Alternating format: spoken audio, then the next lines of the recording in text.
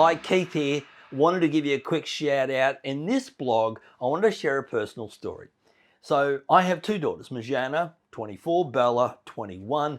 And Bella came to me recently and gave me a pearl of wisdom that I wanted to share with you.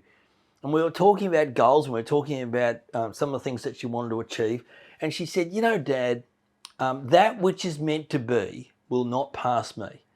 And it made me stop and think sometimes that so often we push and drive and force things to happen. And if it is meant to be, it will be. And I love what she said about if it's meant to be, it will not pass me. Because when you're focused and when you have an intensity of focus, when you're in that corridor of clarity, when you know in your heart of hearts that this is what you want to pursue, it doesn't matter if you achieve it next week, next month, next year, or 10 years' time. If it's meant to be for you, it will be. So it's okay if sometimes your goals don't work out in the time frame you want. And it's okay that you allow your goals to come to you. I'll tell you what is not okay.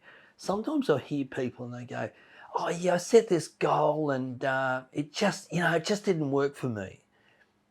And often I'll say to them, okay, so what did you do to move yourself close to that goal?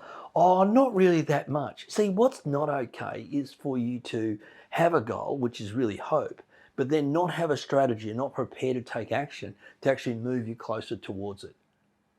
But if you have a goal and you are taking action on a consistent and regular basis, then as Bella, my daughter, said, that which is meant to be will not pass me. Hey, enjoy, ponder it, and I look forward to talking to you again soon. Bye now.